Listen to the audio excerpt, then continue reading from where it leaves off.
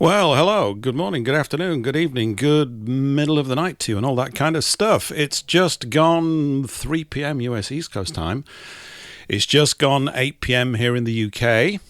It's Thursday. It's Thursday the 23rd of November. It's Thanksgiving Day. Welcome to the show.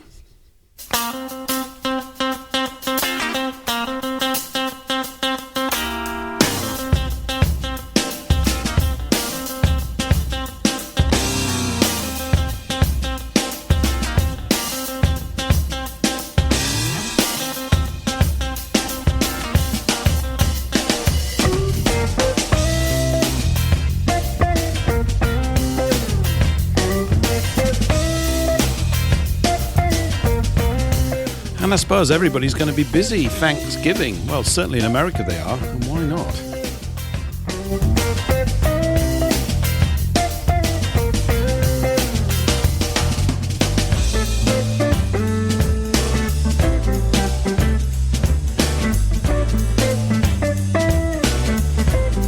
Turns out November's quite a month, you know. I was just thinking back to some of the things we've covered already. There's still a few days left to go.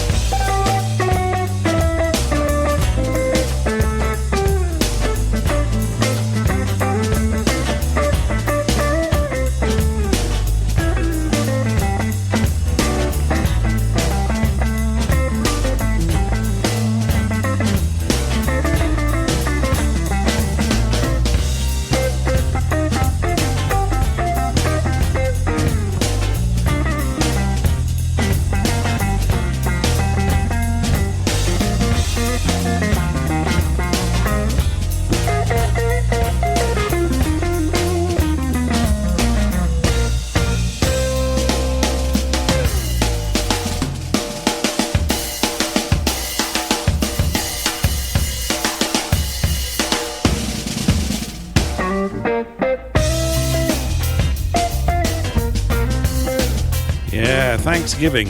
What is it all about? I guess it's all about giving thanks, really. It must be. And it's always been a bit of a mystery, I suppose, to people over here on this side of the pond. It shouldn't be, should it? Because back in... hang on, goes and checks calendar. Back in November of 1621, so that's just over 400 years ago. Obviously 2021 during COVID would have been the 400th anniversary of all that little lot. But back in November of 1621, those hardy souls that had sailed from Plymouth in England in the middle of that year, I think they set off a little bit later, finally arrived after a long voyage. And a voyage in which they were blown off course, I think, quite a few times because they encountered pretty bad weather getting across there in October. So it took a little bit longer than it normally should have done. They finally arrived in the States. And, of course, it probably wasn't called the States back then, was it? I don't know what it was called. But they arrived there. And at Plymouth Rock, named obviously after Plymouth in the UK, or Britain as it was known at the time. And maybe I've got my dates wrong, actually. Maybe the Thanksgiving was given a year after they arrived. So those super knowledgeable people amongst us who know about these things, you can call in and berate me and say, Paul, you muddle-headed English idiot. You've got it completely wrong.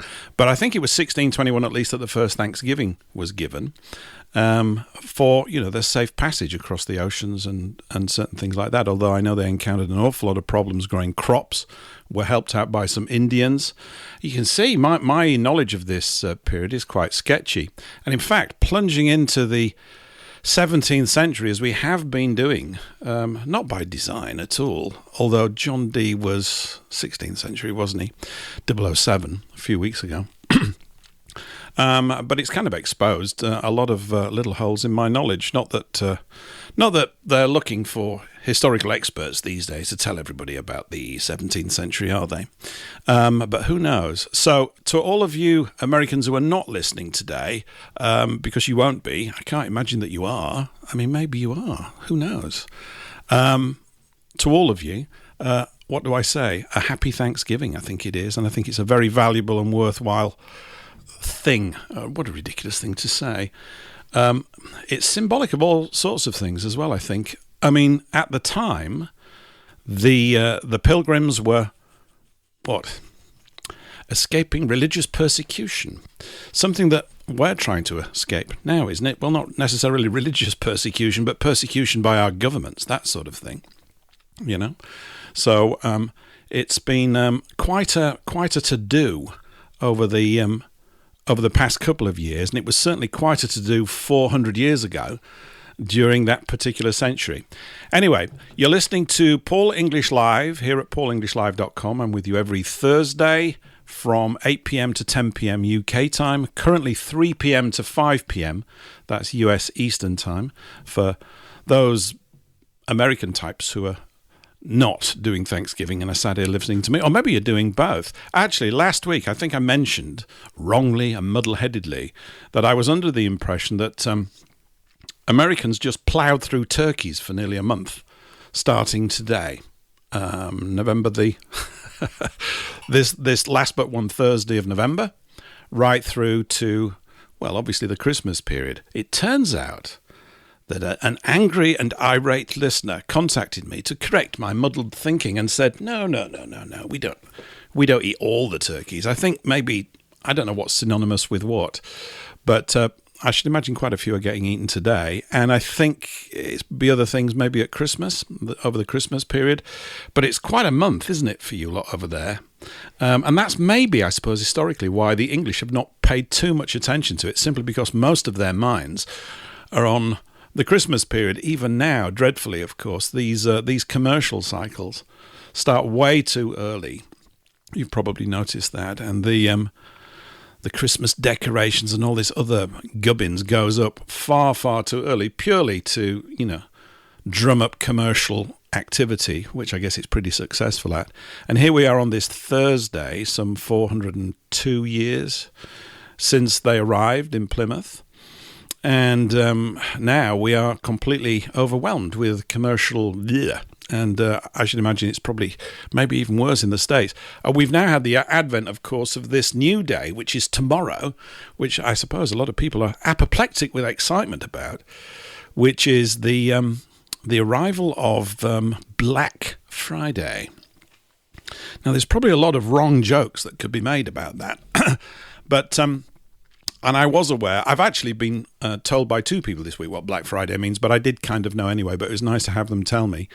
But it's that point in the year, and maybe it's true over here for traders in the UK too, it's assumed to be the point of the year, and probably is for many businesses, when financially, in terms of their revenues and expenditures and all this, that and the other, they come out of the red on the accounts book, i.e. in debt, and their business finally is in profits, i.e. goes into the black. And, I never knew quite what it was. Anyway, it's become a thing over here too, but I suspect that's really because of the internet more than anything else. Really, probably because of the internet. We're going out live here on WBN324.com. Although for you listeners in the UK, you can't actually get WBN324.com due to geo-barring. There's all sorts of little things coming up. Lots of fun and games coming up for us on the internet, I think, over the next period. I suppose we've been able to say that for the last 20-odd years, really. But WBN324.com, WBN324.zil, Z-I-L, which is easily accessible if you've got an Opera browser. That should bring up the .zil site and away you go. And there are other ways to do it. You may need to get a VPN if you want to listen to it through there.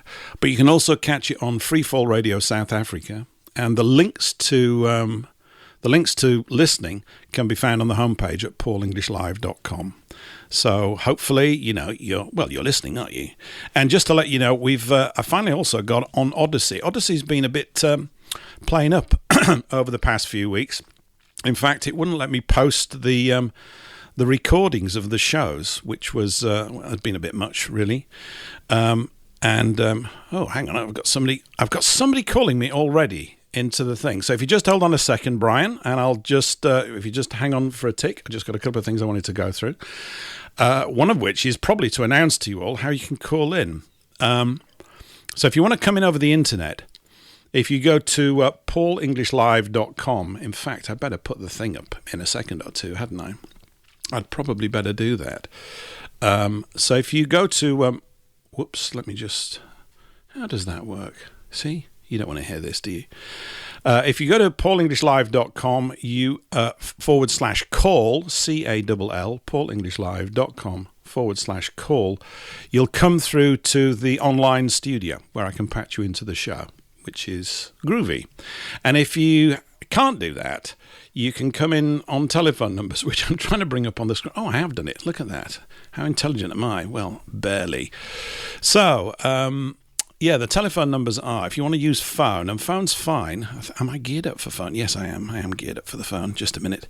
I better just put that on too, actually. You know, I want to give Thanksgiving for having two arms that are beginning to slowly work to run and manage this show. But there we go. Hang on. Let me just make sure that everything's working there. Yes, it is. That's cool.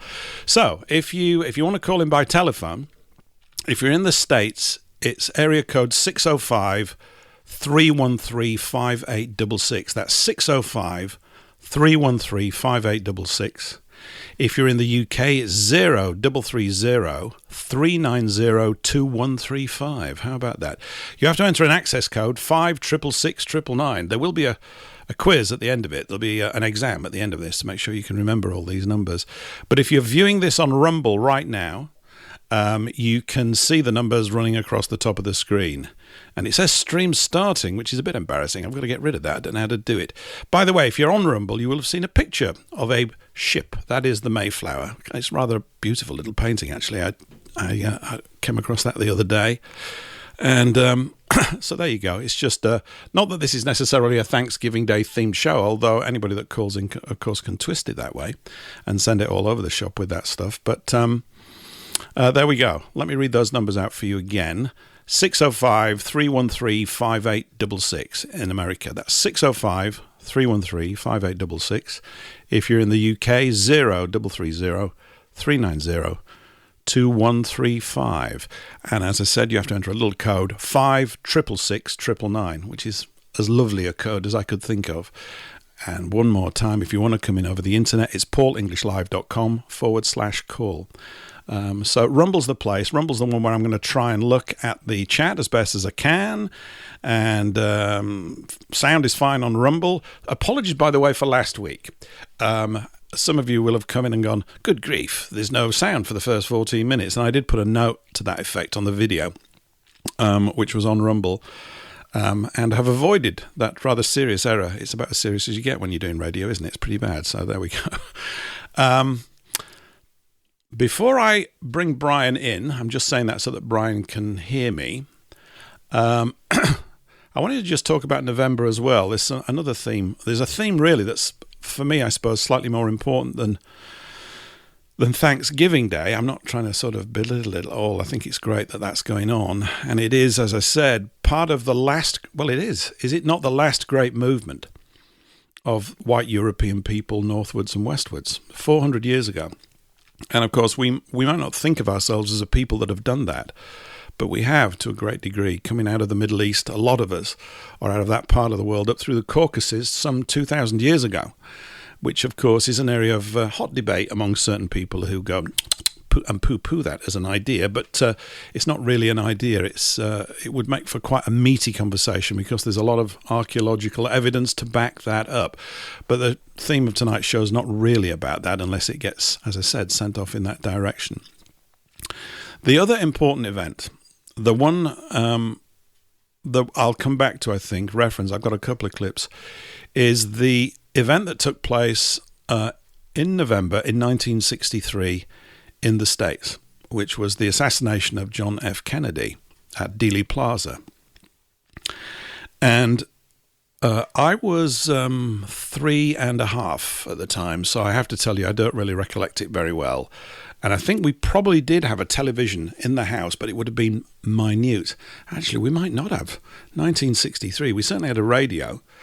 But the lasting memory I have of that really is the memory that came to me from my parents and my aunties and uncles. Okay, so we're English. It's not our prime minister or president.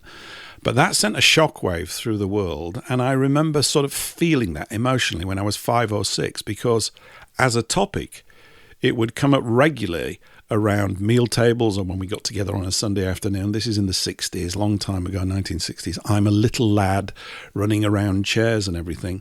But I do remember a slight look of anguish and crestfallenness, as it were, that used to come across my mum and dad's face. It was a tragic, tragic event. It's a lot more than that, of course. And maybe, although this is grasping at straws, I suppose, one could say that the events of November, and we must probably pay attention to that too. You know how they like their dates. These are the people, our erstwhile masters and controllers. They love their dates and their numbers. How about, the situation that you have right now? One day you are acknowledging the assassination of JFK, and the next day you're giving Thanksgiving. It's as if the idea of the buoyancy and celebrations that go with Thanksgiving, understandably, are to be neutered by this deadly shadow that has been cast across it. And maybe I'm just making stuff up. I probably am. I do it all the time. But it has dawned on me that you know how they like to effectively bully people's emotions and suppress you and move you around in those particular ways. What better way than to blow the president's head off live in public in the middle of a motorcade? And it is still a horrific event. And I suppose it has more emotional resonance than other events where even a lot more people have died, for the simple reason that he was viewed as a charismatic man who could communicate and was doing the right things in the right spirit for America. It was as if that buoyancy that America had enjoyed for most of its history well, that's not true, I suppose. There's lots of calamities. But certainly from my point of view, looking at America in the 50s and after the war, of course, it was the place that came out on top. If any nation came through World War II well and its power was massively improved, of course, and increased, I should say, then of course it was America. So we all tended to view it as this place, as it was promoted, I guess, worldwide, as the land of honey and happiness, and it was that. And yet, here's this young president, very young, 40s, wasn't he, or something like that, and he's killed in that particular way. And of course, it has been the font for gazillions of conspiracy theories. And what did I want to do? I actually wanted to play you a clip from him. I did, so I'm going to. Just hold on. You'll know this. Everybody knows this, but I just want to play this. This is indicative of so many things. This is from a speech he made about 1 year prior. It's the very famous speech. You can find it online. It's about 20 minutes long, about conspiracies within the government. He's addressing a press club, and it's a very witty, particularly in the early stage, very witty and charming speech, but it's also pointed. This is just a very short extract, about a minute. I just want to play this for you. Here we go. Oh, if I play it, whoops, hang on just a minute. What I should do is, if I'm going to play it, I do this every week, don't I? It's very silly. I end up not giving any volume to the clip, which is rather embarrassing and stupid. Where's the little old volume thing? There we go. Let's listen to it properly. This is JFK from, I think, 1962. It would be about a year or so before he was assassinated. The very word secrecy is repugnant in a free and open society, and we are, as a people, inherently and historically opposed to secret societies, to secret oaths, and to secret proceedings. We decided long ago that the dangers of excessive and unwarranted concealment of pertinent facts far outweighed the dangers which are cited to justify it. Even today, there is little value in opposing the threat of a closed society by imitating its arbitrary restrictions. Even today, there is little value in ensuring the survival of our nation if our traditions do not survive with it. It's an excellent speech, and the thing that what always strikes me is that we don't hear anything like that these days. Nothing, not a thing. No communication of any real depth or quality or addressing the key issues. Of course, we haven't heard anything for donkey's years, have we, with all this kind of stuff? Let me just, I can see that the call room is filling up with Americans who are obviously having a rather challenging Thanksgiving Day. I'm being teasy here. Let me just add Brian. And we've also got Paul here as well. Brian, hello. Good afternoon, I assume. It must be afternoon for you. Welcome to the show. Yes. How are you doing? I'm bumbling along in an English space where it's dark, and it's actually a beautiful evening here. Lovely, clear sky. Winter skies are great, or the late autumn skies. And just been spending the afternoon thinking about Thanksgiving Day. Not a great deal, of course, as you can tell. My knowledge of it is rather scanty, as I said. And as I was looking at it, it struck me how odd it was that the English, because obviously everybody on the first boat came from here. It doesn't really figure too much in the national sort of psyche over here, and yet it's a very important event for all sorts of reasons. So there was that, and then obviously JFK. How are you doing? I mean, I thought, aren't you supposed to be sitting around eating huge quantities of food or something? Isn't that what goes on? Yeah. Oh, yeah. I'm not. I'm staying home today. Yes. So anyway, what I wanted to bring up is you mentioned you've been doing a lot of shows on the 17th century. Yes. And the most important date in the 17th century is 6/6 of 1666. And you'll notice a lot of sixes in there, and you know how the dark like to use those numerology. Mm-hmm. And the significance on that day is that's the day Rabbi Shabbaton Zevi declared that he was the coming of Christ. And yes, he did. You're aware of that. Okay, I know quite about him and the Sabbatean Frankists. Yes, it's okay. It's quite a period. Yes, I do, Brian. But please go on. It's good. Yeah. What else you got then was something called Sestu QV. It was heralding his coming. The London fire was heralding his coming. There was some plague that year that was heralding his coming. That was for all of his, Satanist followers, so that they could see that the Antichrist was coming. And that's basically what they were trying to have show up. And I think they did a good job of it. Anyway, So anyway, that's what I wanted to bring up. No, it's a good one. He was from Smyrna, wasn't he? And they decided that he was going to be... He said, yes, I am the new Messiah. But there's also, although I don't have any texts in front of me, the ties to London are considerable because Cromwell, who was obviously running around at the time, having acquired a lot of money from certain people in Amsterdam with which to build his army, with which to bring about the so-called English Civil War, with which the king lost his head and regicide was committed, blah, blah, blah, blah, blah, blah, blah. The Jewish people of the world were... Apparently, there was a kind of quiz show. Who should be the new Messiah? Is it going to be, I'm quite serious, by the way, is it going to be Sabbatai Zvi from Smyrna? Yeah, nice man. Or is it going to be Oliver Cromwell? Cromwell was on the list because he had allowed the readmittance of the Jewish people back into England, them having been expelled under Edward I, Longshanks, in 1291.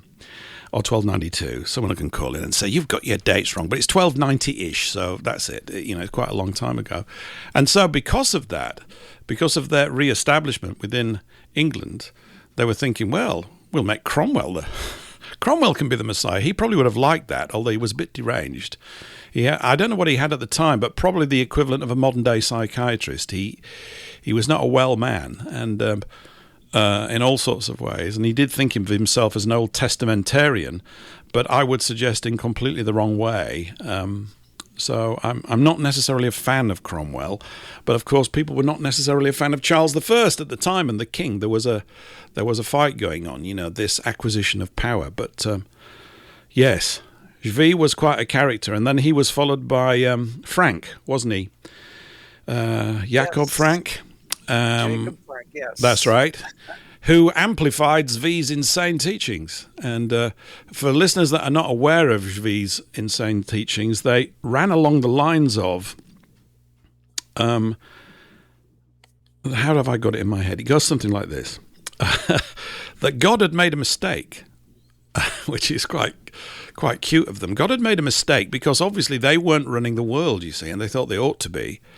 So the idea was to break every single commandment and law, and to set up a cult, literally, that was going to break all the laws, to so enrage God that he would come down and destroy the current order and rearrange it properly according to Zvi and his acolytes.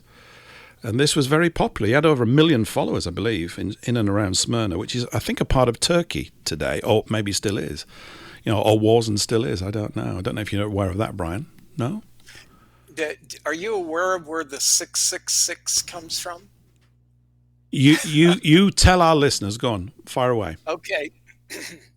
If you look at the formation of a star or a world, let's say a planet, through the Hubble spacecraft, it looks like 3 sixes superimposed on one another. Okay. All right. Yeah. There's even a UN headquarters in Africa that if you look at it from an aerial view, it looks like 3 sixes superimposed on one another. And evil energy is linear. Divine energy is circular. That's why you see a circle with 3 sixes when the divine is making the planet. Well, what they're doing is they're putting the 3 sixes on a linear line and making it evil. So it's their way of showing that they've taken over our world. Yeah, they like to do things like that, don't they? There's a lot of that. There's a lot of that going on. What's that little phrase that symbolism will be their downfall? Of course, it's currently not, I suppose, their downfall to some degree, because a lot of people are not fully familiar with symbolic language and what it means. And yet it is a key. It is a key to this sort of secondary, these allegorical meanings, and the real intent of certain communications is encapsulated in their use of symbolism. So that's very interesting what you say. It's like the swastika. The original swastika, the base of it is parallel to the ground. And that was the way it was when Hitler started out, the Thule Society. And then when the Dark took over National Socialism, you notice the swastika gets cockeyed, okay? It's no longer the base parallel to the ground. It's offset. And that's showing that we've taken this over. Because originally, if you study Hitler and his movement, they were the light. They were doing wonderful things, but behind the scenes, they had people that were undermining everything he was doing and taking it over and turning it into something dark. It's That's like today that, yeah. I was just going to say, it's very interesting what you say about the position. I'm going to have to go on. If you've got any references on that, I'd be interested in looking into that. I haven't heard that one before. That's quite interesting. Yeah. You won't find it. Okay. Oh, great. It's like today. Are you familiar with the rainbow flag for now, look, this is a family show, Brian. I don't want you dragging it down into the mire. No, it won't. Okay. Okay. If you look at the rainbow flag, it's been taken over. You can tell it's screwed up, because if you know anything about doing Kundalini yoga, chakra dhyana, your chakras, your first chakra where you sit on the bottom is red, and then it goes red, orange, yellow, green, blue on up. And what you're really looking at when you see a rainbow, you're looking at Gaia's chakras. You know, you're actually looking at a divine being, which is this planet, or chakras. Well, the rainbow flag is opposite. The top color is red. So they're showing that they've taken it over. They've screwed it up. Yes. They like to do those sorts of things, don't they? You know, it's hard to keep up with it all, isn't it? You have to devote your life to reading their secret languages, and then I still think, yeah, but I've still got to go and do the washing up. It's one's always dragged back to reality after sort of zooming around in these spaces, but it is important. I think that century, you know, I haven't done anything on the fire. You mentioned the Fire of London, and of course the whole of the city of London was redesigned along Masonic grid lines and all sorts of other things after that. So, and it's a very interesting, what a stupid thing to say. It is an extremely arresting sort of century. There's so much that goes on. I was, you know, when I was just looking at these things, you know, Guy Fawkes, we had bonfire night, as it were, taking place in November. We've got Thanksgiving in November. We've got the assassination of JFK. I suppose you could find masses of tremendous events and coincidences in all sorts of months because, you know, the world's been kicking around for quite a while. But that century it's pivotal in many ways. I've kind of tried to focus in a personal way on things that have happened from Henry VIII onwards in this with here, because it's to do, you know, the so-called Reformation is part of this, I would suggest, part of the opening wave of the attack and undermining Western Christian culture. Not that it was all good, I accept that too, and that you can see that there are frictions between our own people all over the place, but certainly other parties have taken great advantage of that. Just stay there for a second, Brian. I'm going to introduce Paul because he's here in the call. Paul, welcome to the show. How are you on this fine, I'm assuming it's fine, Thanksgiving Day? Well, it's very, very good upstate New York. It's a little chilly, but of course I don't have to go outside. I had my Thanksgiving meal delivered. So you had it delivered? What was it? Should we not ask? Is it too worrying for you to mention on air what's going on? No, it was a traditional Thanksgiving feast with white meat turkey, pumpkin pie, corn, mashed potatoes, gravy, stuffing, the whole nine. It worked out beautifully. Wow. Maybe one day... And it was actually delivered. Yeah, maybe one day I'll be in America and can have a Thanksgiving dinner. People keep threatening all these sorts of things, but of course it's very difficult to move around the planet right now, and I'm not too keen to even try, to be quite honest with you. But... yeah, and is everywhere in the States basically running at half beat? Is everything, or is it like it's obviously a national public holiday. It must be. Is everything sort of closed? The banks closed, that kind of thing? Yeah, I do believe that the banks are closed, and at least one Walmart I know of is closed. However, the Kroger grocery chain is open. It's the end of life as we know it. Yeah. It's the end of the world as we know it. I promise not to sing ever again. Okay. What do you mean? That's fine. You can sing. You can sing forever and ever again. Listen, I'm going to take it. It's half an hour in. I've got a little song that's kind of old-fashioned-y. Listen, the Pilgrims wouldn't have listened to this because obviously it wasn't written, but it's kind of got those echoes of English folky stuff. Okay, and I'll tell you what it is afterwards. Here we go. Okay.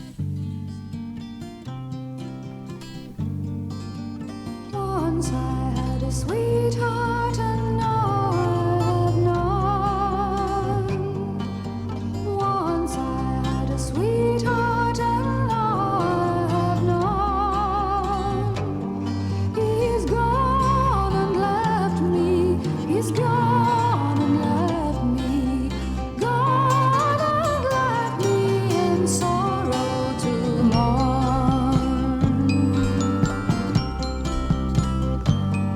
Last night in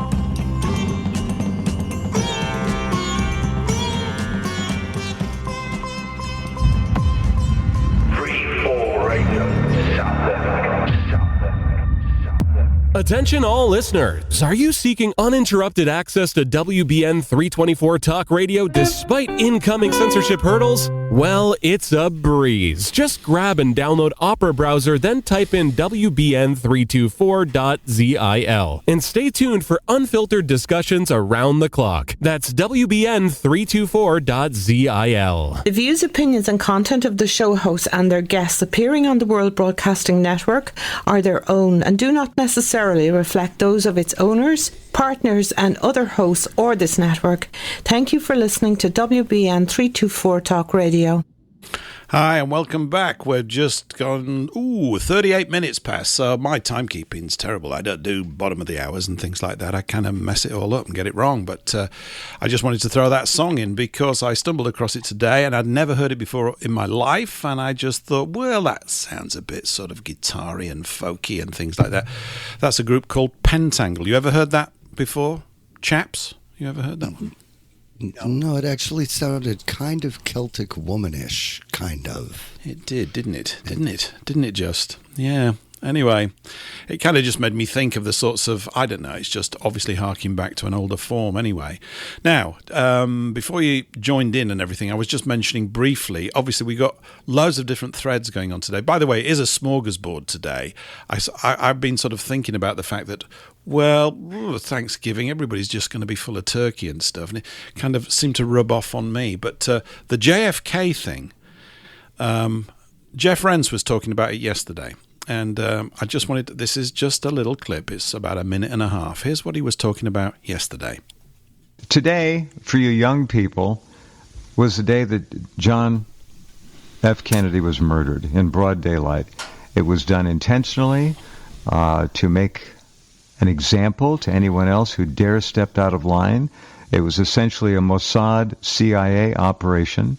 Lee Harvey Oswald didn't do it. He was a patsy. I'm just touching very briefly on a couple of things here.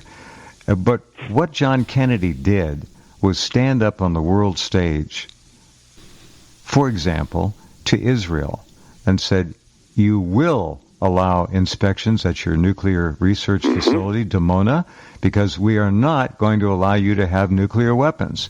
We're going to keep it capped here between the Soviet Union and America. We don't want it proliferating all over the world.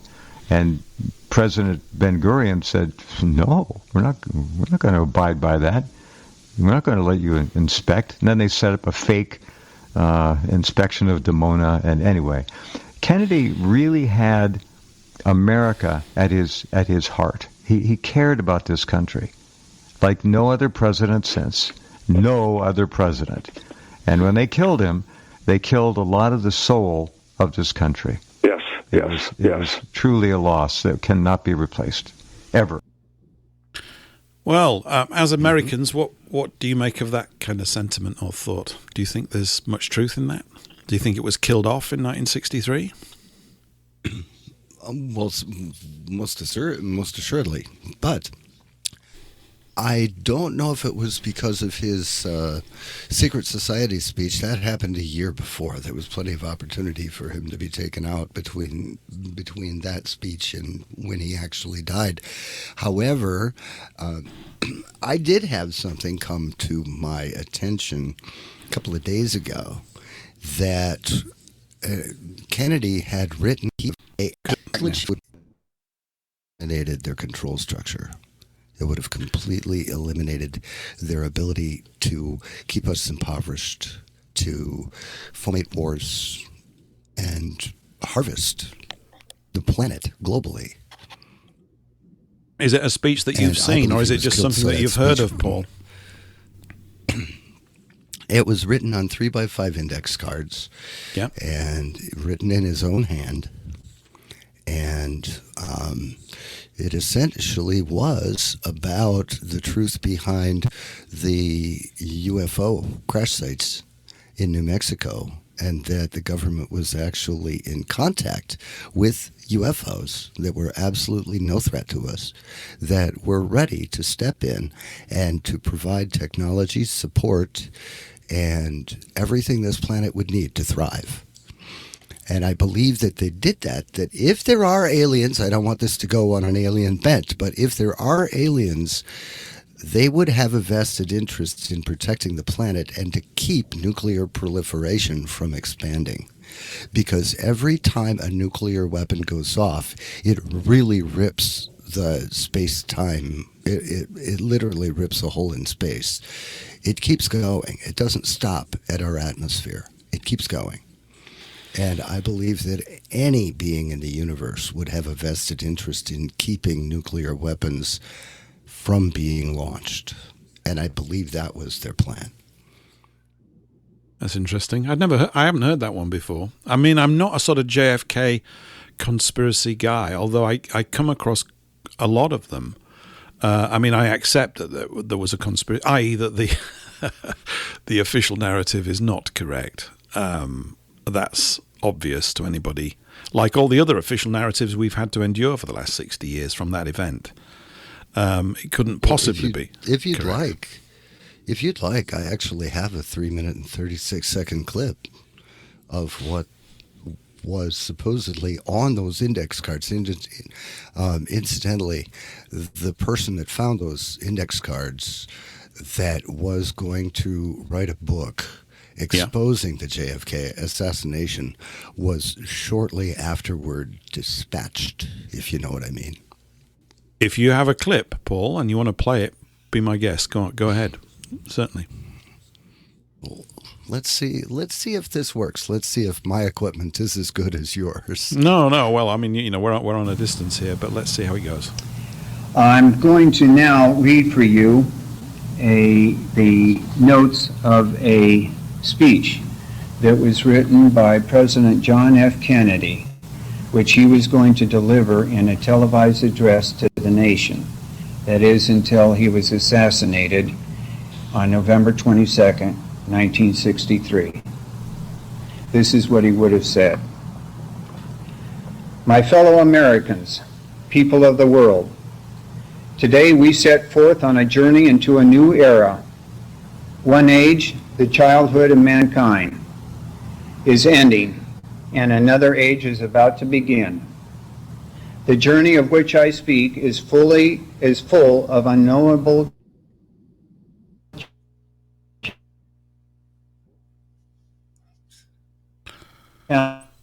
We're kind of losing that, Paul, unfortunately.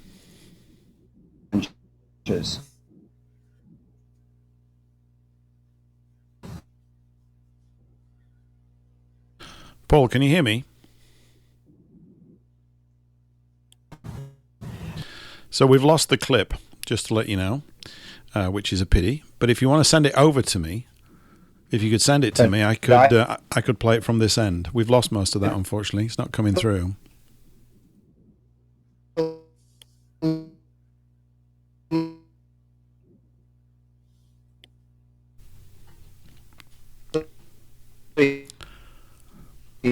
Okay, sorry about this, everyone. Paul, can you hear me okay? All of the struggles of the... Yes, no, I can hear you. It's breaking up like mad. I'll tell you what, I want to hear it. It sounds really good. Can we've got plenty of time left. We've got an hour and 20 minutes. That's a really interesting clip, and I would like to hear it, but coming from it, just because of StreamYard, as you well know, I think we could... I've got some alternatives for this, and I'll probably talk to you to get it set up for next week where we don't get this sort of thing going on. Is there any way you could get the clip over to me? How could you get it to me? Skype? Yes, there is. Could you Skype it to me? I absolutely can, and cool. I'm in the process of doing that right now. Fantastic, great. So we'll have that ready in a couple of minutes. Yeah. I can also share a little bit of something about the Thanksgiving, and I'm just going to give the information on it and let people go do their own research. If you search YouTube for Rush Limbaugh's The Real Story of Thanksgiving, it's a story that he would do every single year, and it talked about how the original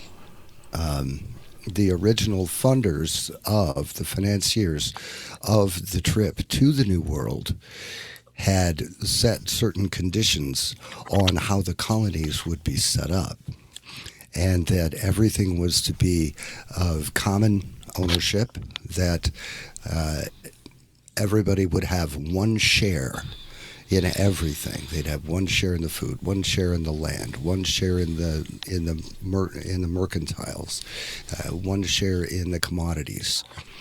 And it was an abysmal failure. It was the first attempt at socialism. And the colonies did not survive until the head of the colony decided to scrap that whole idea and to give everyone an opportunity, to give them 1 acre of land that they could do with whatever they pleased and that they could benefit from their own work. Because, of course, nobody wanted to work to support somebody that wasn't working. Yeah. And that's the failure of socialism. And it's the very first. So, long before Karl Marx, long before he was even a thought. And it didn't work until they actually instituted a capitalistic society where people could excel and people could benefit from their own efforts. That was the deal. Rush Limbaugh's The True Story of Thanksgiving. Just punch it up on YouTube. It's about 24 minutes. It's 24 minutes well spent. That's Rush Limbaugh. And yep, Rush Limbaugh. Mm-hmm. And we're about 75% complete. That you'll have that video in Skype. So very shortly. So we can go on to something else until that shows up and you can punch it up. Yeah, well, you say the Limbaugh thing is a video. Is that what you're saying? Yeah, the Limbaugh thing is a video that's on YouTube. You can just search YouTube. I can actually get you the link for that if I can punch it up. Okay. All right. Another, yeah, Brian. I've got another interesting one that showed up today on prepareforchange.net. And it was the story of a John Calhoun, who was an animal behavioral scientist. And in 1972, he set up an experiment where he built this mouse city for mice for his experiment. And it had like an area where the mice could get together and hang out. It had little apartments all over it with an indoor and an outdoor. And it was going to be mouse paradise. He wanted to see what would happen. So they had all the food and water that they could possibly use. He put 8 male and 8 female in this little mouse city. And before long, the population boomed to 2,200 mice. But then things started going haywire. The female mice started not caring about their offspring. They'd be moving their babies around. One would drop and they'd say, oh, hell with that one. The babies were dying off. Then some of the mice grouped together and had basically bouncers or people to watch over them, and then they would isolate themselves. They were like the oligarchs of the mouse community. They had all the space, and they had guards to watch the doors to make sure no one got in. And it ended up just completely collapsing. It started getting to the point where they just weren't reproducing, and it wasn't due to a lack of space overall. It was the fact that you had these elites took over. It was just hilarious to read. So if people want to get on there and look at it, it was really fascinating. So anyway, I think I know what you're referring. He was, I can't remember his name, but I remember reading a sort of very short narrative on it. He was out to create mouse heaven. That was his. Yeah. And it turned into mouse hell because there was there were no predators. They lost the will to live, really. I think it said that some of the mice became monosexual, as it were. They were they became gay by today's thing. Nothing happy about them. Exactly. But that's what happened. Everything became colossally dysfunctional, and they began to show signs of like psychological distress, that they didn't understand what the purpose of their life was. And there is this thing about struggle being we're kind of repulsed by it, but it's almost as if struggle is an inherent a vital ingredient in the way that we live. We've got to have something to push against. I mean, it's a bit like saying, well, we can make everything perfect. I mean, it is a worry when you really sort of think about it. I know it sounds mad to say such a thing. I'm not for the presence of pointless violence, and we've got an awful lot of that and abuse, but everybody has to get out of bed, don't they, on a morning, if they're going to have a good day and have some kind of little goal. I'm going to paint the front door. I've got to do this. There's got to be some task that needs to be achieved and done. And I think if that goes away, and you can see it going away with the sort of automation of life, they keep saying this is going to be great. Of course, no, I'm not really bothered. When I go out, I sometimes just try and argue for going backwards. And so when I'm talking to people, I say, well, I don't want to pay for things with my card. I think we should be doing it with cash, and it should be very slow. And I think you should have to count all the change out so that I get to talk to you for a minute whilst you're doing it. These things, the glue that makes life worth living. I mean, everybody thinks, well, we've got to make the economy more efficient all the time. And people have been trained like these mice. It's going to be great. Is it? When? When is it going to be great? I mentioned the point here before. We've got more gear, more stuff, more advanced things to make apparently the economy more efficient. And yet both man and wife, if they've got this sort of thing, husband and wife, couples, both have to go out to work just to meet the mortgage, to pay for the house. And the standard of living in terms of the quality of life is vastly reduced, although everybody, of course, is kept permanently distracted, courtesy of the television and the internet and all sorts of other things that are keeping them. Oh, and Black Friday, because they've got to go out and buy lots of stuff tomorrow because it's cheap, so we better buy it. That kind of thing. Yeah. So maybe a mouse hell, no doubt. These things. I read one out last week, I think about rats, the other week, about the guy leaving, if it wasn't last week, it was the week before, some scientist just leaving rats in bowls of water to see how long it took them to die. And it didn't take very long at all. I think it was about 15 minutes, wasn't it, or something? Yeah, that was awful. That was the hope experiment. That was right. That without hope, they gave up in 15 minutes. But after he had rescued them once, they had hope that they would be rescued again, and they lasted 60 hours. There's a very special place in HE double toothpicks for that scientist. I'm just saying. That's horrible. I know, but is that us as well? Is it, I often think about this. I think, well, it's deemed as a curse, but we're highly adaptable, and it is a blessing, and it can be bad as well, because we end up tolerating things or trying to contain situations for a long time, and yet all that period of time whilst we're containing things, we're basically unhappy. Things are not working out well, and so. If a rat's 60 hours, maybe we're 60 years or something. I don't know. We just keep hoping that it's all going to get better and better and better, and all that kind of stuff. So, rats and mice. I know the thing you've mentioned, Brian. I've got it kicking around somewhere. I saw it on Gab about 6 months ago and sent it off to loads of people. And it showed you him with his big box of mice. I mean, it was and he'd done it 3 or 4 times, and it was the same result every single time. The colony could only last for X number of months, and then it just died out. They lost the will to even be a colony. They just didn't know what the meaning of their life was as mice. So I guess maybe. His name was John Calhoun, and that's it. The homosexual mice were the elites. Okay, the elites were all, cordoned off from everything, and then they quit reproducing too. So it's funny how they are the ones that were pushing the LGBT agenda. It just kind of fits behavior now in the physical for us. Well, that is good. I mean, what do I mean by good? Sorry, I said the wrong words. What I mean is, isn't that kind of maybe what the human structure's like? You get this impression. I get this impression here in England, right? We've had this sort of landed class for a long time. It's mature. It's buried right into the very strata of supposed national life, what's left of it. And they all go to boys' schools, and half of them end up becoming, bent the other way. They just do. You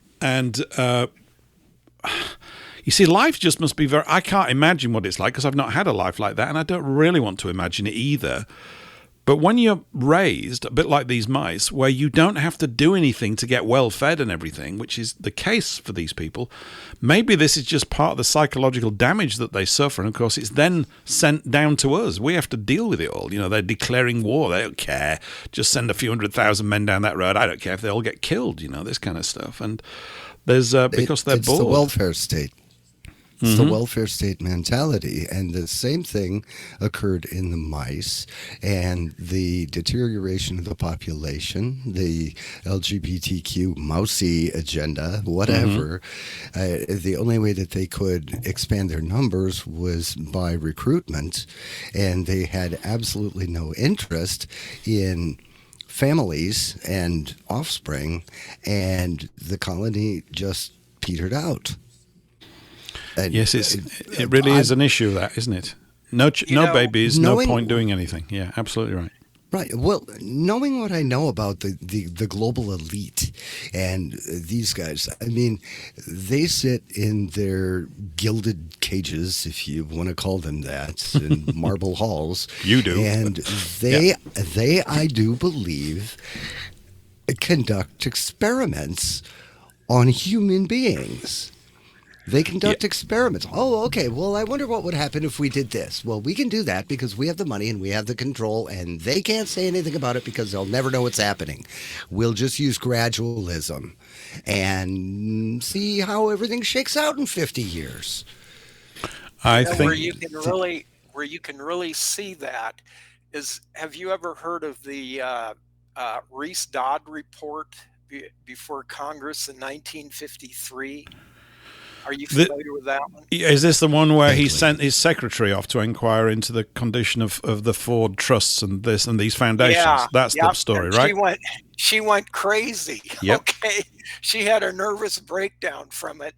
But I believe it was when they were talking to Geithner, who is the head of the Ford Foundation, and they were talking about those kind of things. The draft, how they could get what they wanted. What would happen if we have the draft? When she was looking through the past minutes of their meetings, and so yes, they absolutely do that when you can get in and look at their paperwork. So you would have a nervous breakdown because it's basically attacking every sort of foundational thought and conviction you have that you've built your life on. She had a nervous breakdown, didn't she? The secretary, I think she went a bit. Did, yeah. She had to be given a break. He said, "You can't deal with it." Because I thought the sentence I remember that came back from that was that when she was talking to the people at the Ford Foundation, they said the purpose of the foundation is to change American life such that the America and the communist state of Russia can be brought together as one entity. It's to chew up American life such that it can be absorbed into a global communist grid, which of course is extremely distressing when you're going in the opposite direction. Well, and it also shows something else, because it shows how they take over from within, because Henry Ford had the Dearborn Telegraph, which was basically an anti-Semitic, you would call it, newspaper, where he was just anti-communist, anti-everything. Well, here's his foundation how many years later, and it's been taken over by those people from within. Yep. It's the same thing with Hitler. Okay, if you study things like the early SS, the Aragis battalion in Estonia, Latvia, one of those countries, it was a battalion that was had the task of shadowing a communist group, and they discovered them killing a young boy for their sacrifice, and they of course executed him. And this communist group said, we're going to breed you out of existence. Your existence is going to be gone. I just, went on. And then later on, of course, they're taken over. Okay, all the SS, whatever, they're taken over, and then they've turned into something horrible. But originally they were good. If you read everything about Hitler, his 25-point plan, how everything was early on, it was all good. But they always infiltrate from within. And but I think you're right, Brian. I think there's also some kind of a blind spot that we go into as things are building.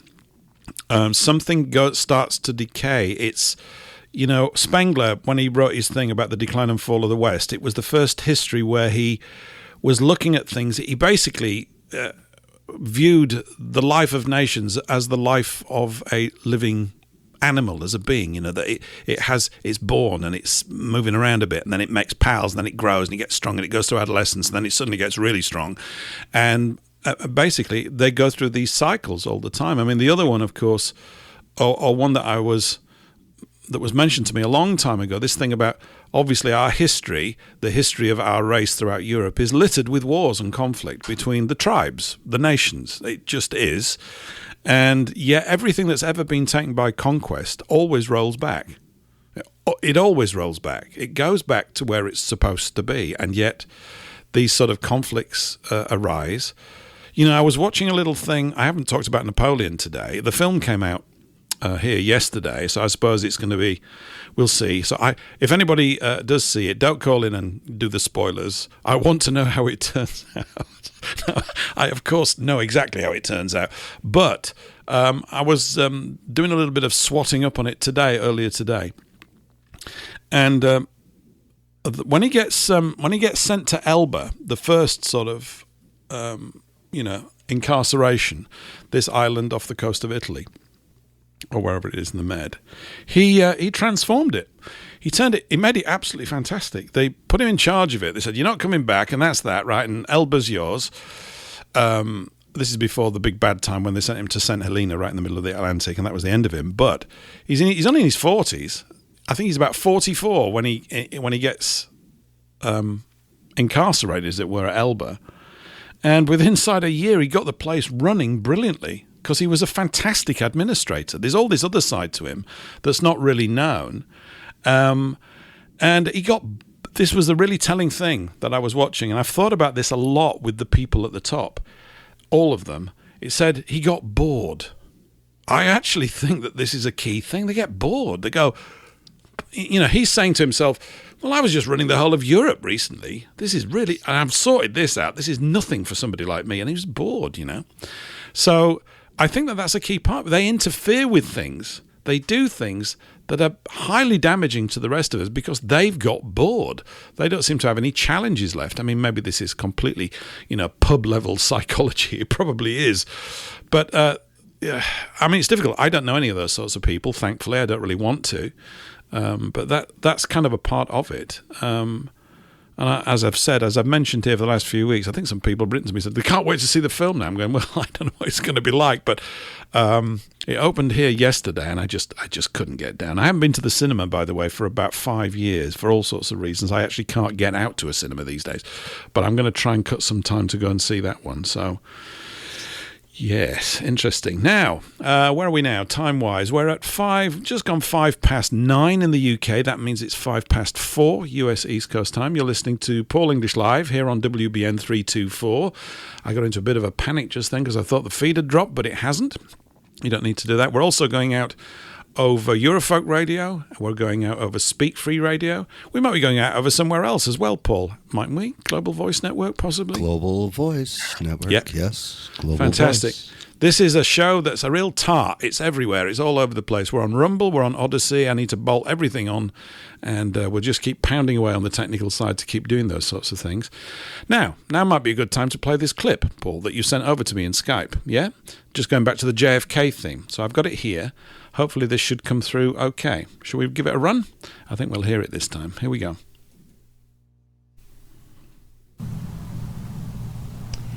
I'm going to now read for you the notes of a speech that was written by President John F. Kennedy, which he was going to deliver in a televised address to the nation. That is, until he was assassinated on November 22nd, 1963. This is what he would have said.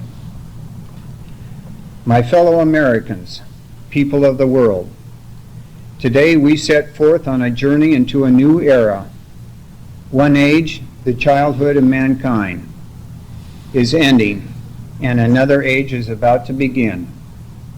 The journey of which I speak is full of unknowable challenges. But I believe that all of our yesterdays, all of the struggles of the past, have uniquely prepared our generations to prevail. Citizens of this earth, we are not alone. God, in His infinite wisdom, has seen fit to populate His universe with other beings, intelligent creatures such as ourselves. How can I state this with such authority?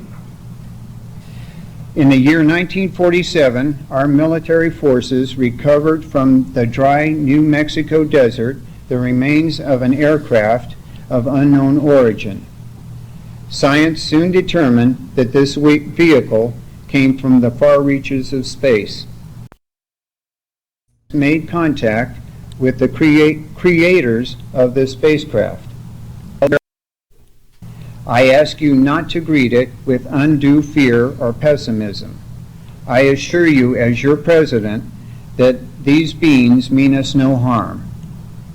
Rather, they promise to help our nation overcome the common enemies of all mankind: tyranny, poverty, disease, and war. We have determined that they are not foes, but friends. Together with them, we can create a better world. I cannot tell you that there will not be any stumbling or missteps along the road ahead. But I believe that we have found the true destiny of the people of this great land to lead the world into a glorious future. In the coming days, weeks, and months, you will learn more about these visitors, why they are here, and why our leaders have kept their presence a secret from you for so long. I ask you to look to the future not with timidity, but with courage, because we can achieve in our time the ancient vision of peace on earth and prosperity for all humankind. God bless you. This speech was handwritten by the President on index cards that have only recently been discovered. Professor Lawrence Merrick of Cambridge, Massachusetts, will be disclosing this speech in a new book entitled The Killing of the Messenger, The Death of JFK. And it's interesting to note that there is not a physical copy of that book available anywhere. The Killing of the Messenger? Friends of mine have looked. The Killing of the Messenger. The Killing of the Messenger. Right. Yes. You cannot find that book anywhere. You can find a lot of reports and stories and references to it, and I believe that those were copies, pre-release copies of the manuscript, and people started to pick it up and run with it. But the actual book, as far as I know, never went to print. Why?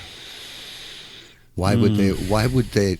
And taking out JFK, the day before he was supposed to go on national TV, informing the United States people that we were not going to have to pay taxes for every gallon of gasoline. We wouldn't need gasoline anymore. We would not have to be connected to a central power grid and pay exorbitant light bills, in the heat of the summer or the cold of the winter. That we could put a stop to the disease and the illness that actually feeds the pharmaceutical companies and feeds the medical industrial complex, that there would be no more wars to feed the military industrial complex. There is with every fiber of my being, I know that it would have been a complete end to the controlling elite and an end to the usurpation and harvesting of people and their lives' work, their value, their net worth. It would have been an end to what we've dealt with since John F. Kennedy. And they couldn't have it happen. No. No, well, that book would be good to get hold of, wouldn't it? Don't we need to get hold of that book? Yes, it would. I've looked. I've looked. Friends of mine have looked, and one friend of mine, he's awesome. I mean, if there is anything between two pieces of paper that has black and white, that's black and white, he can find it. He's.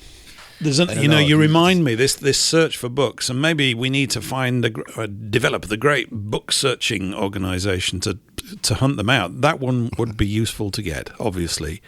The other one that springs to mind, which also is an American book, is Legions of the Damned by Williams. I've forgotten his first name, but he was part of the army that fought against Cornwallis and was sat in on some of the negotiations and talks that Cornwallis had after his defeat at wherever it was.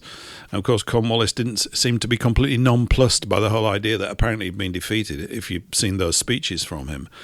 And Legions of the Damned is about the organised effort to effectively take things over from within. Of course, the whole founding of America, there's a lot pointing to the idea that Bacon had a great hand in it. It's difficult to know with Francis Bacon. Yes. I mean, he wrote the New Atlantis. You are Brian. correct. I'm sorry. No, go on. Well, Sir Francis Bacon was Saint Germain, and you were absolutely correct. He was William Shakespeare, and there's a church of Saint Germain here in Kansas City.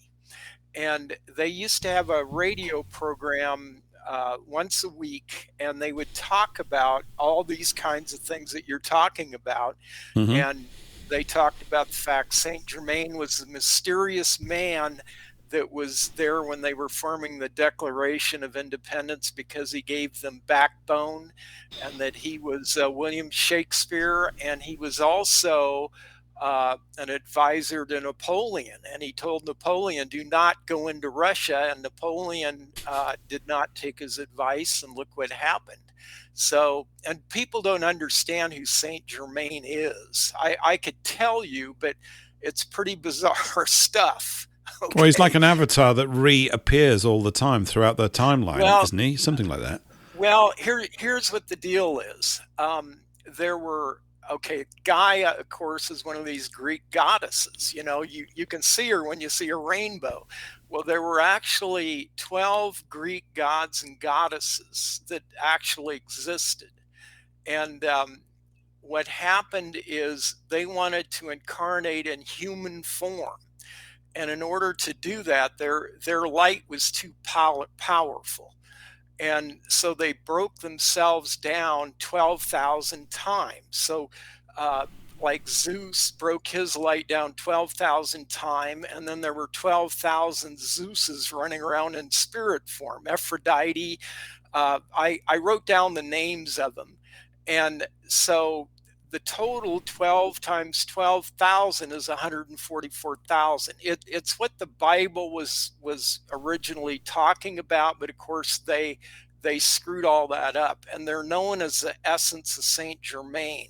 So I don't know how it works, but he's somehow associated with those Greek gods and goddesses. And very nice, eh? Very nice to hang out with the Greek gods and goddesses. No one's invited me. Have you ever had an invite? You, Paul? You ever got an invite to that? No. Well, you guys could be one of them, I mean, you could. I'm working on it, Brian. I'm working on it. Come on, we should all keep plugging away. You were talking about somebody that inspired or gave backbone to the revolutionaries, but there's a wonderful book by Tupper Saussy about the Jesuits, and I've forgotten the title of it now. They're dark. They're really bad, the Jesuits. Oh, yeah. They're really, really bad. And I can't remember the title. It's because someone's taken the copy of my book. They took it 2 years ago. Normally, I'd just swing round, look at the bookshelf and go, there you go, and I've got it for you. But it's not there. Bloody hell. Anyway, it's about the Jesuit order. It's an astonishing book. It's absolutely an amazing book. Each page has got more information that you find in half a normal book. Incredible. But there was a character when their courage, or whatever you want to call it, was wilting a bit in Philadelphia at some meeting. And there is a story of an elderly man or a mature man at the back getting up and making a rousing speech which fortified them. Now, what Saussy says is that the person that gave that speech is Lorenzo Ricci. And Ricci was previously he was the Black Pope. He was the head of the Jesuit order.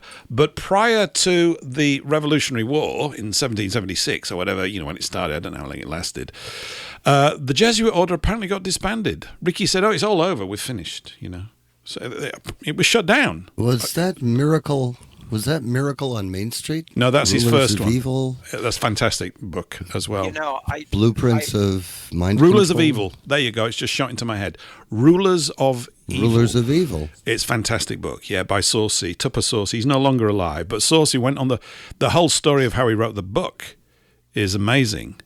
Because of the book you just mentioned, Paul, whatever it is, 34th Street thing, he basically was looking at his tax returns and went, I don't think I need to pay these.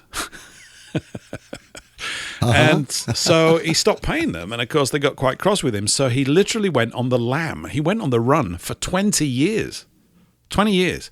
And he and he could play piano, to concert level standards, a very articulate man in all sorts of ways. If you read the book, you'll understand you're dealing with a really refined and thoroughly detailed intellect. It's quite brilliant, actually. I've given the book to people, they're going, I can't read this. I'm going, yeah, you can, get on with it, It's just take your time. But he spent 20 years going into research libraries, digging around on the tax code. How thrilling is that? What are you going to do for the next 20 years? I've got to find out about the tax code. But, of course, it's not the tax code he's really looking at.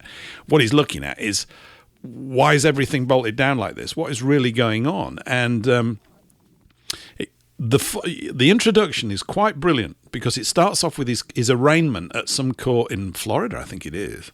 They finally caught him. He ran out of gas. So after 20 years on the run, they got him on some check or something, and they found out where he was.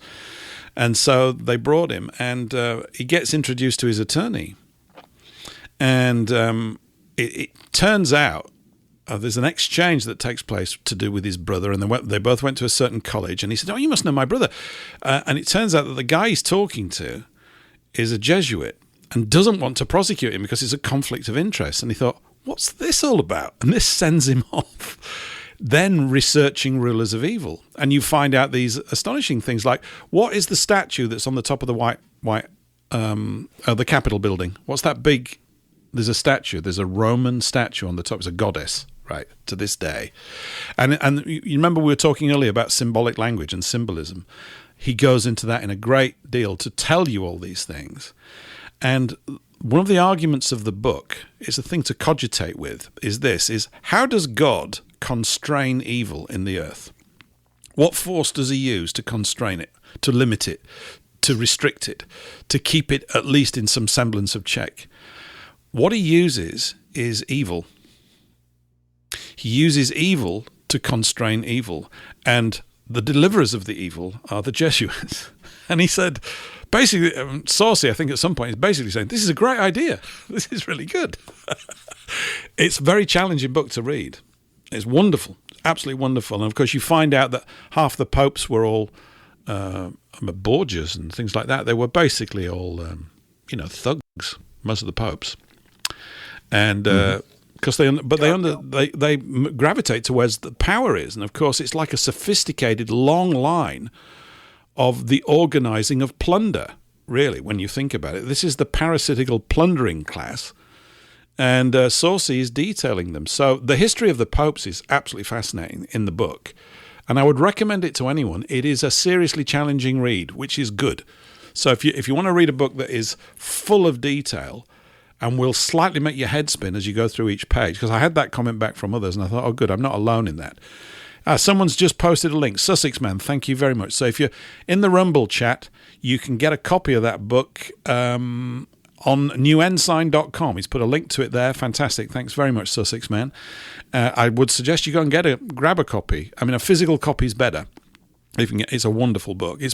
And you know who published it as well? Rupert Murdoch's book publishing company published it. And it was really funny. Yeah, because he's basically having a go at the whole thing that brought Murdoch to power.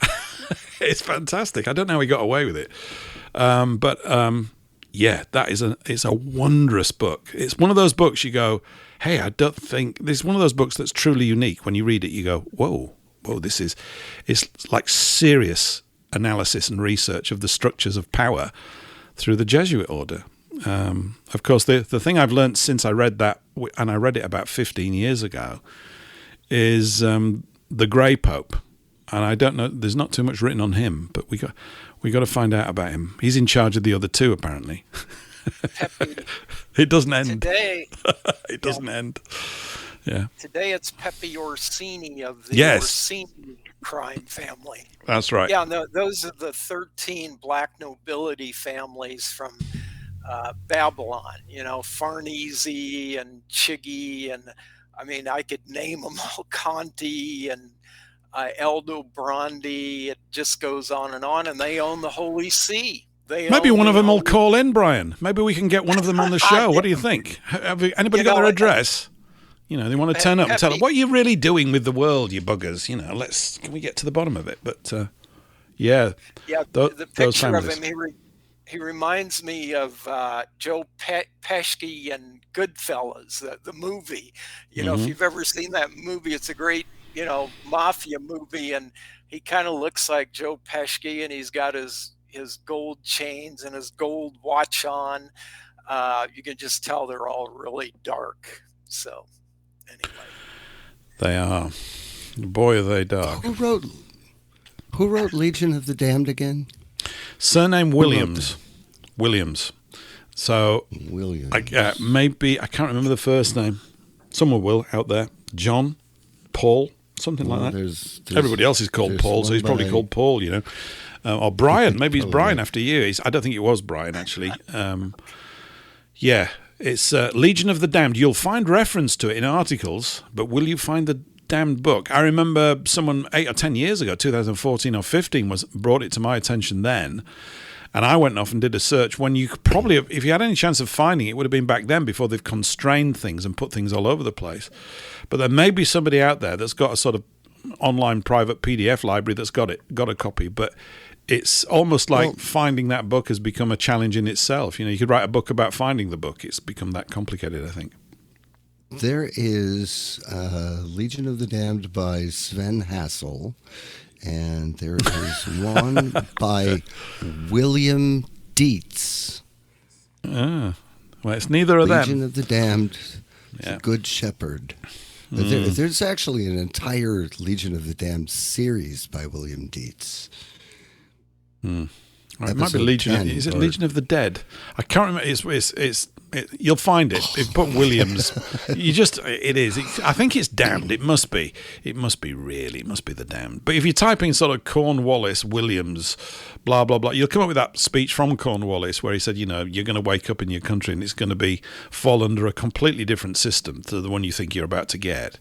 Blah blah blah blah blah blah blah. And so lots of skullduggery. I mean, it's very, from our point of view, thinking about these people 200 years ago with this level of structural sophistication, as it were, I didn't know about any of this when I was a kid and a teenager. And you think, well, we've got cars now. We don't need to worry about any of that old stuff. But in fact, that old plotting and planning and skullduggery is everywhere. We're unfortunately compelled to live in the shadow of it a lot of the time, aren't we?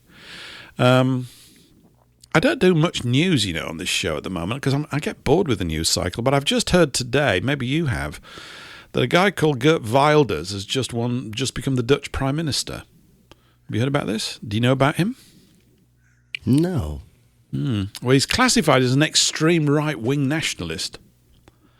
I'll believe that when I see it.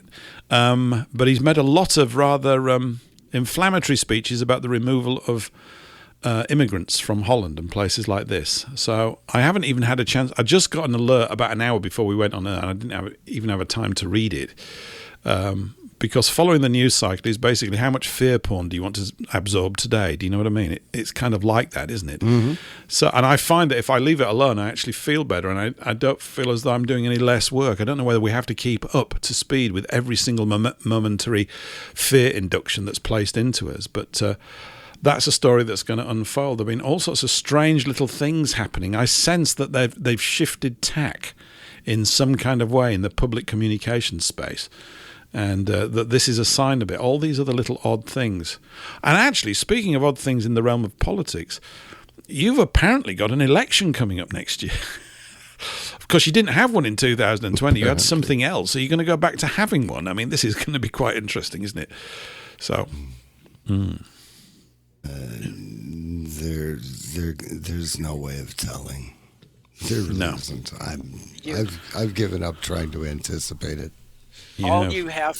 You have to ask Mr. Dominion voting machine who he's going to allow to become president, and Dominion voting is owned by the Nancy Pelosi family.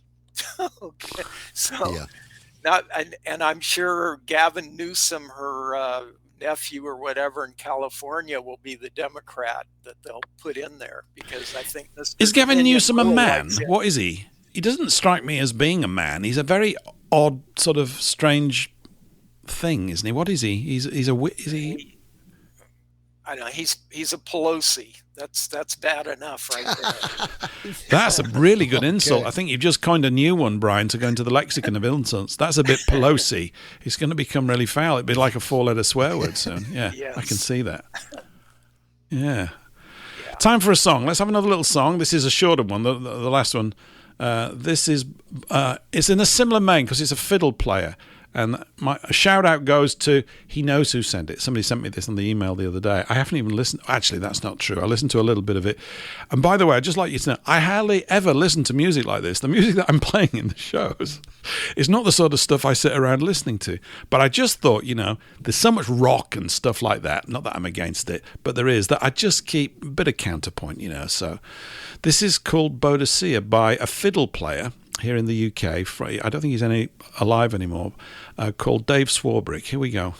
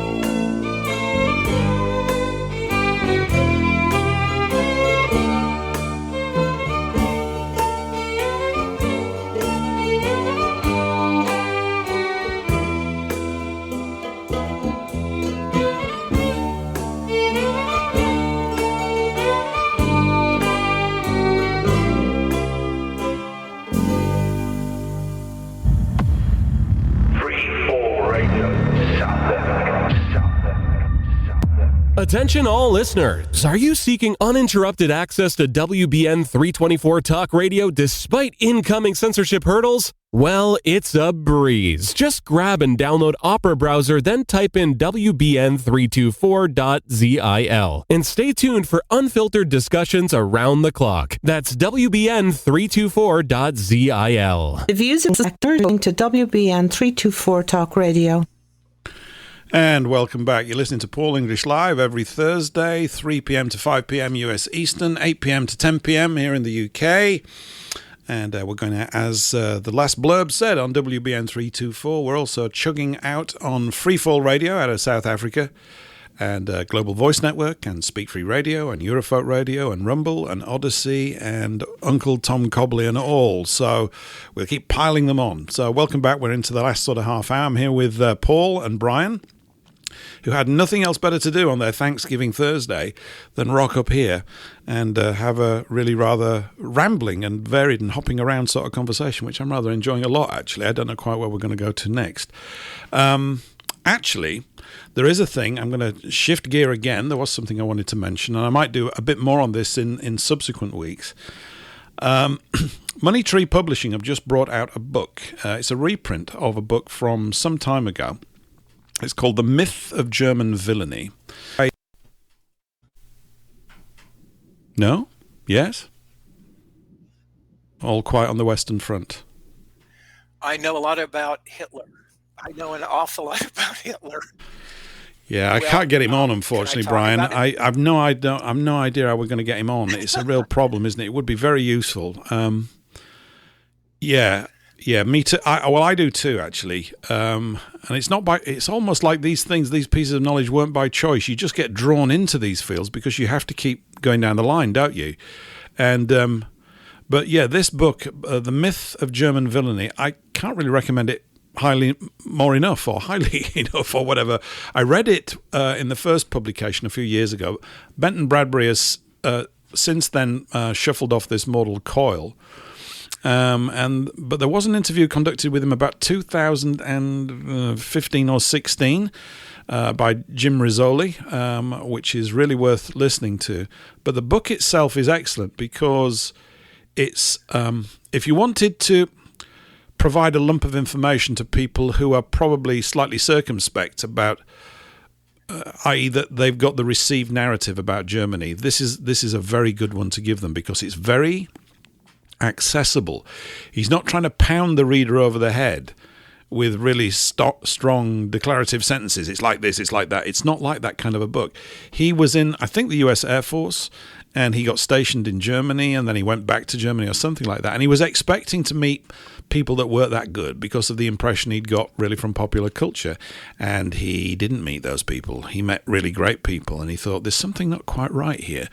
And so it's like his personal journey into looking at the nature of the German people and to really discovering, of course, as you probably know, everybody here, many listeners, that the received story about National Socialist Germany and that period of history is, of course, like nearly all the other received histories, complete bunk.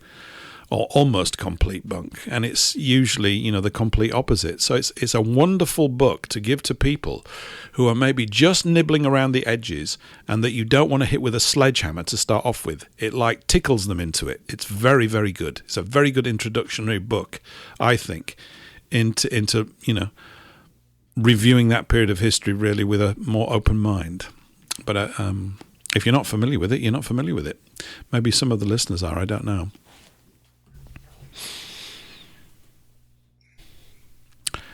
Anyway, yeah, there's a lot. I was able to find. Yeah, I'm sorry. Go on, Paul. Well, I just wanted to say that I was able to find The Myth of German Villainy. Now I just have to figure out a creative way to get it. You go to moneytreepublishing.com and you buy a copy, Paul, if you want a hard copy. It's I'm pushing it because I just remember how much I like today over it. Not really Yes. Yeah, sorry, it's just my way of putting things. But he wasn't he? Because I think he didn't he go all around that part of Europe. Are you familiar with? I'm sorry. Yeah, go on. No, Brian, please speak.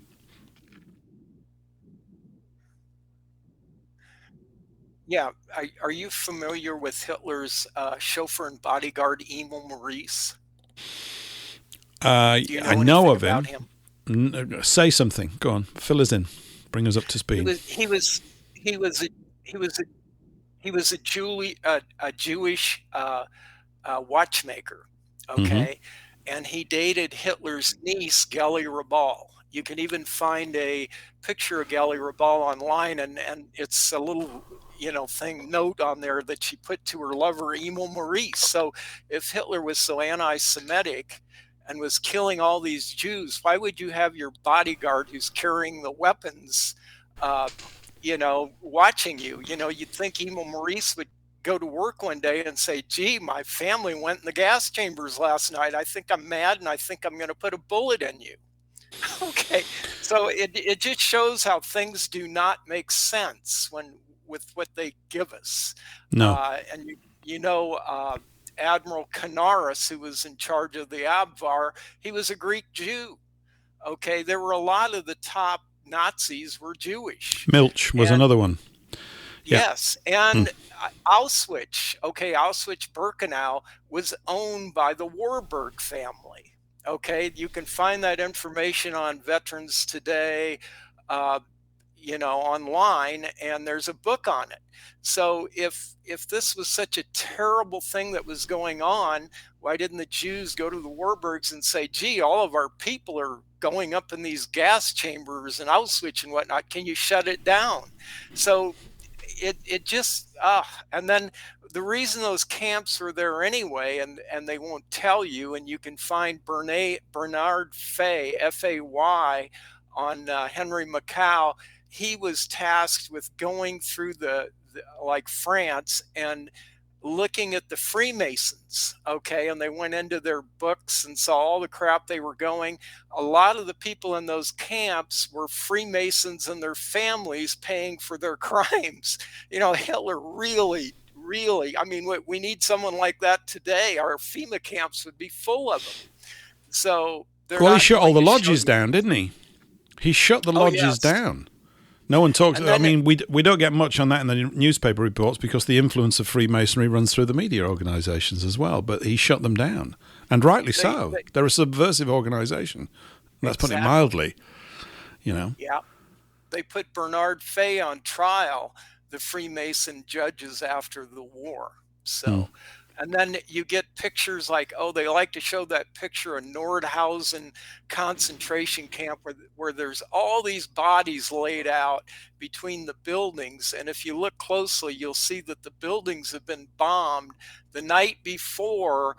That camp, which was for the sick in the camps, got bombed by the British and strafed. So in the morning, they took the bodies out and put them out in the middle of the camp. And then, of course, the caption below the photograph says, oh, look what those Nazis did. But it was the British that did it. So, I know. It just goes on and on. I know. I mean, it does. It really does. I mean, one of the things in this little Napoleon vignette, and I've mentioned it here before a few weeks ago, the parallels really between Napoleon and Hitler are quite striking. It's the strong leader seeking to pull his country out of a system that is not beneficial to them. I mean, obviously, the whole thing with the French Revolution, which I've not touched on for a few weeks, but I will get back to. I'll cover a bit more before the year's out here. I've been covering this book by Nestor Webster, The French Revolution, which I'm going to continue to recommend because it's excellent. And for all sorts of reasons which are not particularly obvious before you start reading it. The main one, of course, is that it takes an awful lot to get people to really revolt. In fact, it's thoroughly organized from top to bottom by agents provocateurs. The people themselves would never do such a thing. And I think this is typical, really, up and down history. We just want, to get on and do certain things, and we're not really too much into march revolutions and that kind of stuff, So, you okay, Brian? You all right there? Yeah, I'm sorry. I had a phone call come in. That's all right. It's the pizza's on its way. I know what's going on. Don't worry. So, and actually, it's totally different. I know. I just like making stuff up. I do psychic work, and I get all these people that call and need psychic, readings and all that kind of stuff. Right. Okay. But I think the parallels really between Napoleon and Hitler are very striking because of these reasons, and both were tremendous. You see, the things that they were trying to do was really make their country strong. I mean, this is resented by all the other countries around them, and I guess this is a repeat pattern over and over again. That they don't want upstarts shaking this established order, and it's very established. It's millennia old. It's kind of it's just this habitual way of controlling and managing people, as we've been talking about here, with all these different aspects to it tonight.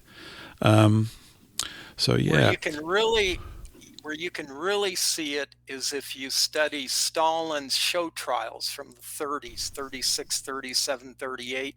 They don't tell you the truth about Stalin either. You used to be able to get the transcripts of those show trials online, and that was an eye-opener for me, because the opening statement of the prosecutor and the show trial concerning the Holodomor in Ukraine said, "This is Comrade Kaleganovich," or whatever. He's an agent of the City of London, and he's responsible for the starvation in Ukraine. And all the show trials started out that way. And what had happened was Stalin had taken over from, Trotsky. Trotsky was, his wife was, or whatever, was a Rothschild. He was part of the Rothschild banking establishment. And he put those people on trial and executed them. And so that's why you had so many of those people that died in the Stalin show trials. But they make him sound like he's horrible. But he was pretty bad. He was pretty bad, but they were pretty bad times for everyone, weren't they? They were bad for everyone. That's the deep state at work. Every nation has a deep state. And Stalin had a deep state, and he was fighting his deep state. And that's why every country ends up against Napoleon, against Kennedy. It's because you're looking at their deep state. You can even see it today. If you look at Obama, do you think Obama planned and executed the war against Gaddafi in Libya? Or you look at Bush with Iraq? I don't think Obama could plan and execute a business plan for a tobacconist shop. I mean, I just think I think he's hilarious. And people would call me up and say he speaks really well. I'm going, what are you talking about? He's a joke. I mean, to me, he just struck me instantaneously as a goofy actor, full of all this sort of studied way of speaking, and people fell for it. I'm just going, oh my giddy aunt.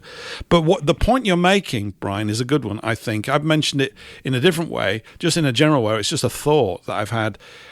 If good people come along, is it possible to protect them in their life against this that we're talking about? I don't know how you do that.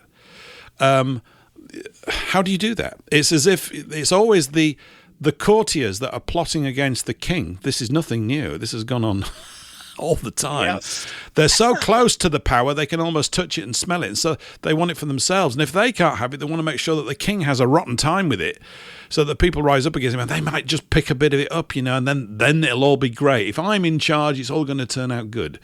So this happens over and over again, and it's not necessarily external enemies. It's internal people that turn as they go through their life. They go rotten, and Lord Acton's thing, power corrupts, and absolute power corrupts absolutely, tends to hold true, like all the time. Yes. All the time.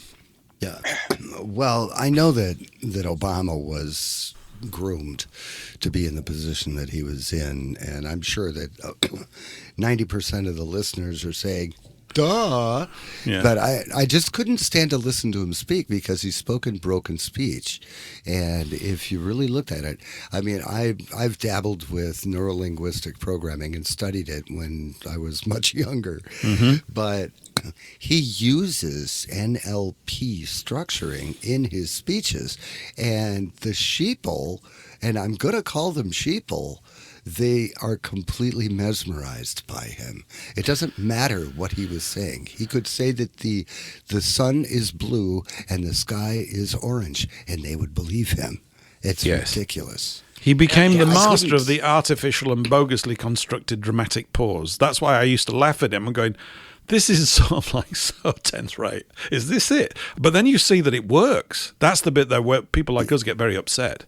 I got very upset over the COVID thing. I'm sure, surely people are going to see through this. Oh my giddy aunt, they can't.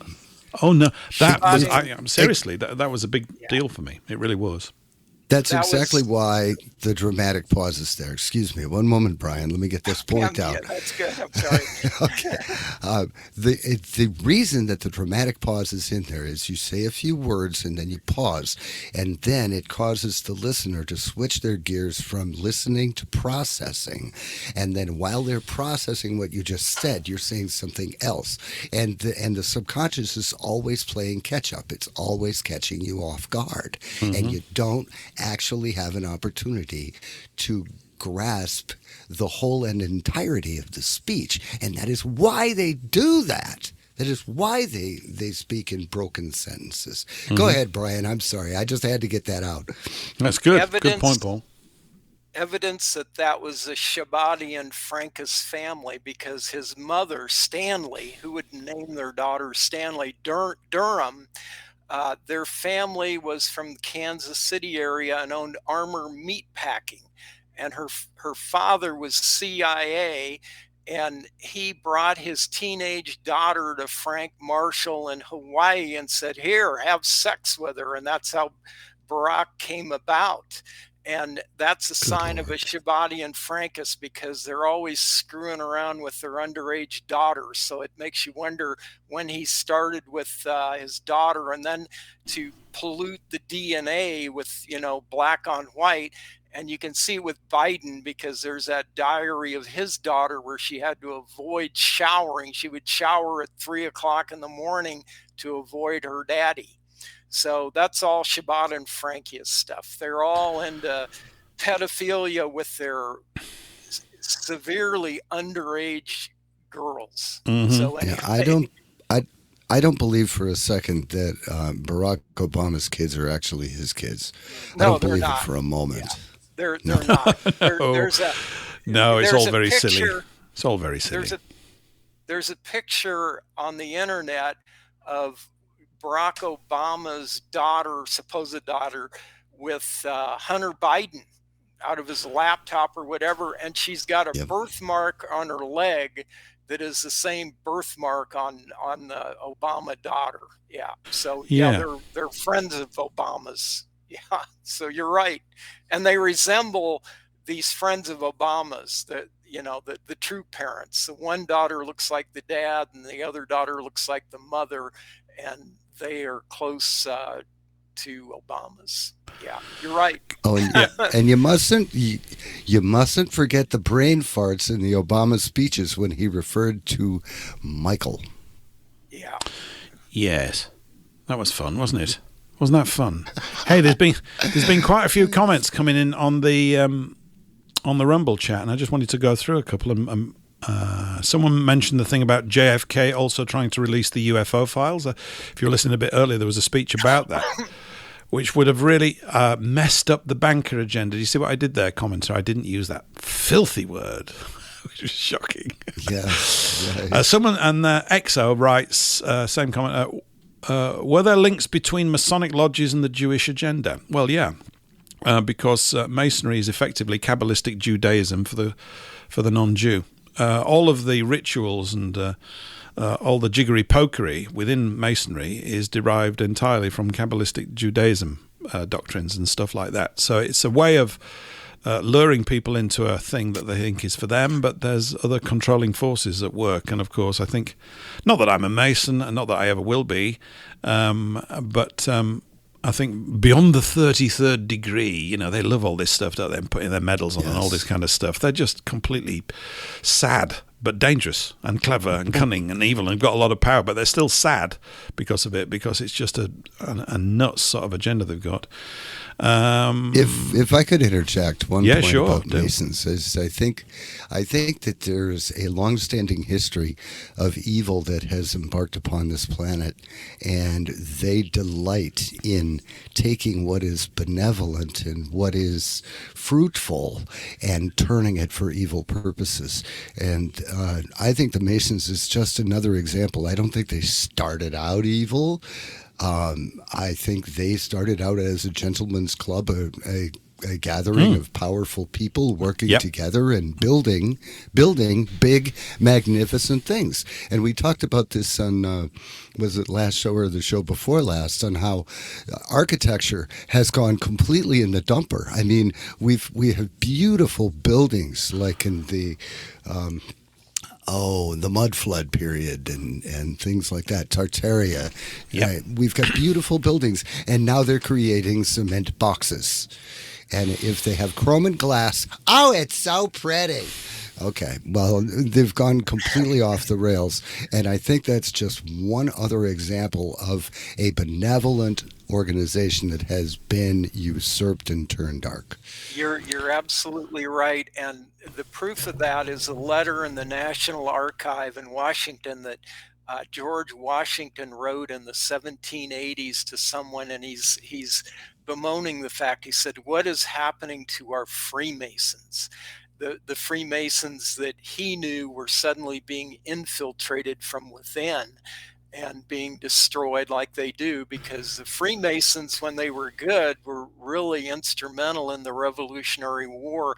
They had a really well-oiled intelligence operation, and they were able to get a lot of intelligence on British plans and troop movements. And well, I don't think I'm very impressed with that comment, Brian. As a Brit, of course, I think it was a big mistake for you. It's a big mistake for you to fight against the king. He might have been a bit silly, but But the thing, the passing of the policies that caused it, or that were given as the causative reasons, is all part. It was intentional, of course. The whole thing was to do that. There was no reason for it to happen at all, except somebody had a reason for it. They obviously, there are good aspects of the so-called British Empire, but as I've mentioned before, there really wasn't such a thing, in the sense that there was never an empire by, of, or for the benefit of the British people. Just like the American empire has not had your welfare at its heart. You can see that now because it's been taken away. It's not important. And of course, all of these arguments that they put to us are ludicrous. We've got more capacity to produce more stuff than we've ever had before. We could get organized. We could remove an awful lot of trouble. There will always be trouble in the world, but not at this scale, not at this level of manipulation. And, the language stuff is key. You were talking about it there, Paul, specifically in NLP terms, in with regards to Obama and his hilarious way of speaking, which works, But I know about NLP too, so anchors and plugs, all this kind of stuff. You just go, come on. Stop it. Just give it up. I just sort of laugh because cut that out. It's really irritating.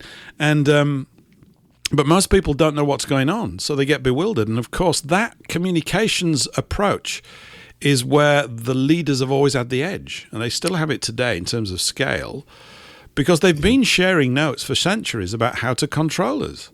I mean, I mentioned here before, I think a few weeks ago, and I haven't even got around to covering this, someone actually wrote in the thing, what's the difference between sort of a revolution and people uprising? Well, it's a good question, actually.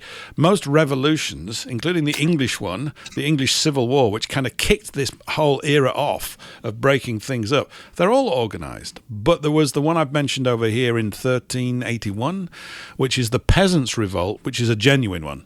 That really was the peasants picking up there, just doing it. They just did it, with the limited organizations that they had. It's a long time ago, 1381. And, but that was a genuine uprising. And it didn't turn out too good for the peasants, of course, in the end, because they were dealing with an organized force that will not relinquish power, come what may. They're going to kill you. They don't have a problem with that because, we're just they're just going to do that. And you and I won't do that because we're obedient to a higher God than some bloke pretending to be God with a wig on in a courtroom. You can kiss that goodbye. They're just weird. I mean, they're just... Anyway, whatever. From our perspective, it's a very strange thing. Listen, we're down to the last couple of minutes. It's been great having you here on Thanksgiving Day. It's been a rambling, moving around all over the shop sort of show, which I've quite liked, actually. And I had loads of things prepared. And I always over-prepare. I've got about 6 more items. I'm going...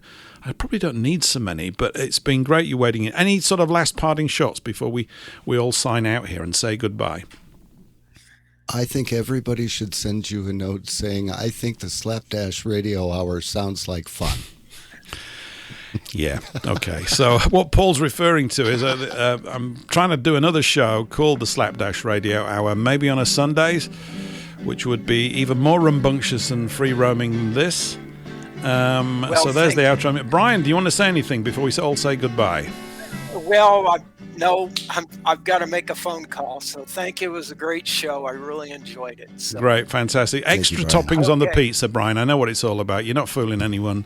So, okay. Brilliant. Yeah. Have a good rest of the day. Thanks, everyone, for being with us here. We've covered JFK, World War II, everything. We've covered everything just about. The Jesuits, a lot, but only in a light touch way. We can go into more detail. I'd just like to give another shout out for that book, The Myth of German Villainy by Benton Bradbury. It is an excellent book, and I'm going to be rereading it again, I think, in the next few weeks. In fact, it might be my Christmas period read. Till then, we'll be back. I'll be back here next week, of course, probably with Paul. Maybe Brian will rock up, and maybe you can rock up as well. So don't feel shy about coming in and disturbing us with all sorts of comments. Thanks for everyone in the chat. We'll see you all next week. Bye for now. Thank you.